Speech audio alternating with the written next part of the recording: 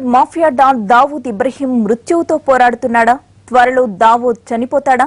అవునని అంటున్నాయి media reports. Gangrene తో బాధపడుతున్న డాన్ ఇక కోలుకోవడం కష్టమేనని తేల్చాయి.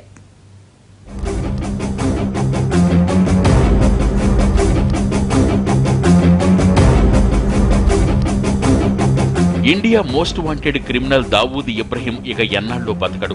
ఓ ఛానల్ రిపోర్టు ప్రకారం పాక్ లో తలదాచుకుంటున్న ఈ మాఫియా డాన్ తీవ్ర అనారోగ్యానికి గురయ్యాడు. గ్యాంగ్రీన్ అనే వ్యాధి దావూదును మృత్యువుకు చేరువ చేస్తోంది. రోజురోజుకు దావూద్ ఆరోగ్యం క్షీణిస్తోంది. వ్యాధి తీవ్రతరం కావడంతో దావూద్ కాళ్లు తొలగించాల్సి ఉంటుందని వైద్యులు హెచ్చరించినట్లు తెలుస్తోంది. దావూద్ కరాచీలోని లియాఖత్ నేషనల్ హాస్పిటల్, మిలిటరీ హాస్పిటల్లో చికిత్స పొందుతున్నాడు. దావూద్ ప్రస్తుతం మంచం మీద నుంచి కదలలేని స్థితిలో ఉన్నాడని, కాళ్లు చాలా వరకు చచ్చుబడిపోయాయని సమాచారం. కాళ్లను తొలగించినా బతుకుతాడని పూర్తి గ్యారెంటీ ఇవ్వలేమని వైద్యులు చెబుతున్నారు.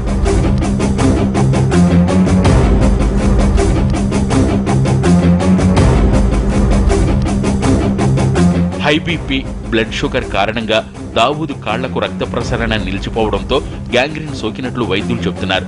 ఇది అడ్వాన్స్డ్ స్టేజ్ లో ఉండడంతో ఇక కోలుకోవడం కష్టమేనంటున్నారు. డాన్ పరిస్థితిపై పాక్ ప్రభుత్వ వర్గాలు ఉన్నత స్థాయి సమీక్ష నిర్వహించాయి. కరాచీ నుంచి బయటకు తరలిస్తే పాక్ లోనే దావూద్ ఉన్నాడన్న విషయం ప్రపంచానికి తెలిసిపోతుందని, అందుకే ఆర్మీ వైద్యుల సమక్షంలోనే రహస్యంగా చికిత్స కొనసాగించాలని నిర్ణయించారు. ఇతర దేశాల నుంచి నిపుణులైన డాక్టర్లను పిలిపించిన రచ్చ జరుగుతుందని పాక్ ప్రభుత్వం అనుమానిస్తోంది.